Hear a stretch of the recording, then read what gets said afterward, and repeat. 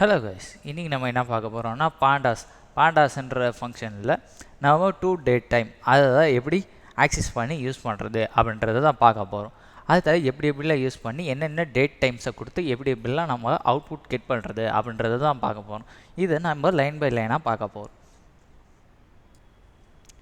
First அந்த Panda to date time அதில் என்னென்ன பாஸ் பண்ணணும்னு பார்த்தீங்கன்னா ஆர்குமெண்ட்ஸ், டே ஃபர்ஸ்ட், டே இயர் ஃபர்ஸ்ட், ஃபார்மேட் என்ன ஃபார்மேட்டில் இருக்கணுன்றது என்ன மொத்தம் 3 ஃபார்மேட் இருக்குது. Year, month, date. Month, year, date. அதுக்கப்புறம் டே, மந்த், இயர். இந்த மாதிரி 3 விதமான ஃபார்மேட் இருக்குது. அடுத்து இன்ஃபர் டேட் டைம் ஃபார்மேட். இதை நம்ம ஸ்பெசிஃபை பண்ணுற மாதிரி இருக்கும். ட்ரூ ஆஃப் ஃபால்ஸான்றதை ஸ்பெசிஃபை பண்ணுற மாதிரி இருக்கும். ஓகேவா? இப்போ பார்த்தீங்கன்னா நான் சாம்பிளில் ஒரு டேட்டு கொடுத்துருக்கேன் நார்மலாக. ஓகேவா? இப்போ இதை ரன் பண்ணுறேன். எனக்கு ரன் ஆகிடுச்சு. இப்போது இந்த ஃபார்மேட்டில் இருக்கிறத நம்ம ரன் பண்ணணும்னா ரன் ஆகாது. இப்போது இதை அப்டேட் பண்ணிட்டாங்க. இது என்ன ஃபார்மேட்டில் டேட் டைம் கொடுக்கணும்னு பார்த்தீங்கன்னா இயரு, மந்த்து, டேட் அந்த ஃபார்மேட்டில் தான் கொடுக்கணும்.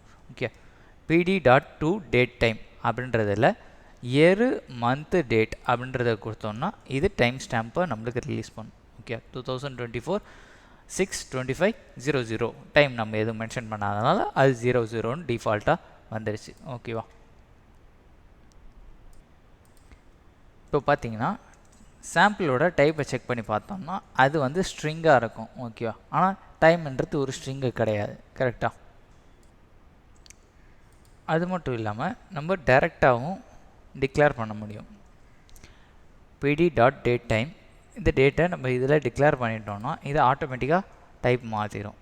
ஷிஃப்ட் என்ட்ரு கொடுத்தோம்னா பாருங்க, இயர், மந்த், டேட் அப்படின்றது மாறிடும்.